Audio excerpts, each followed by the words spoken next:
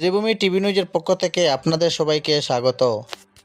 গত 4 তারিখে আসামের মাননীয় মুখ্যমন্ত্রী হিমন্ত বিশ্ব শর্মা মহাশয় একটি ঘোষণা করেছিলেন যে গোহত্যা নিষিদ্ধ বলে, এবং এই প্রতিবেদনটিতে পূর্বাঞ্চল প্রতিদিন নিউজ চ্যানেলে দেওয়া হয় এবং এই প্রতিবেদনটিতে কিছু কমেন্ট হয়, যেগুলোর মধ্যে সনাতন ধর্মাবলম্বীরা জয় শ্রীরাম কমেন্টে করেন এবং জয় শ্রীরাম কমেন্টে রিপ্লাইয়ে নিলামবাজারের শাহাদত হোসেন নামের এই ব্যক্তি ভগবান শ্রীরামের উপর একটি কটূক্তিকর মন্তব্য করে। এর পরিপ্রেক্ষিতে গতকাল বিকাল 4টার সময় এফআইআর দাখিল করেন নিলামবাজার থানায় বজরং দল শ্রীভূমি জেলার পক্ষ থেকে। আজকে আমরা নিলামবাজার থানাতে আইছি একটা এফআইআর দেওয়া, যেটা হলো গিয়া গেছে 7 তারিখ আমাদের আসামের মাননীয় মুখ্যমন্ত্রী হিমন্ত বিশ্ব শর্মা স্যারে একটা প্রেস মিট করছিল, যেটা গো হত্যা বা গোমাংস নিষিদ্ধ এইটার উপরে।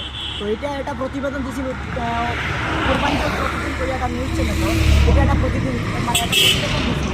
এই প্রতিবেদনে কিছু কমেন্ট হয়েছিল, যেটা মাঝে আমরা সনাতনীরা কিছু জয় শ্রীরাম কমেন্ট করছি।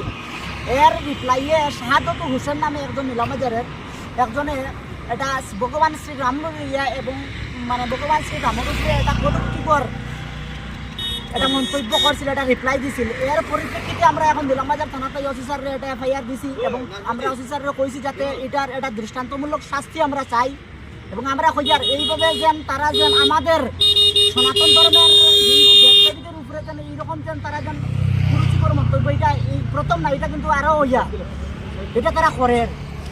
তো এটার লাগে আমরা কালকে এসপি স্যারের লোক দেখা করবো এবং দেখা করি আমরা এসপি স্যারেরও করিম স্যার যাতে এটার এই ধরনের যে সামাজিক প্ল্যাটফর্ম আইয়া এবং সোশ্যাল মিডিয়াতে আইয়া তারা যেন এই জন্য এটা যেন এজেন্ডা যেন চালার, এটা কিন্তু খুবই খুবই নিন্দনীয় হয়। এবং আমরা স্যারের কইব যাতে যারা যারা এরা করে আর কি এটা এরার উপরে যাতে একটা দৃষ্টান্তমূলক শাস্তি স্যারেও লই, এবং এটা আমরা স্যারের কাছে একটা রিকোয়েস্ট রাখি।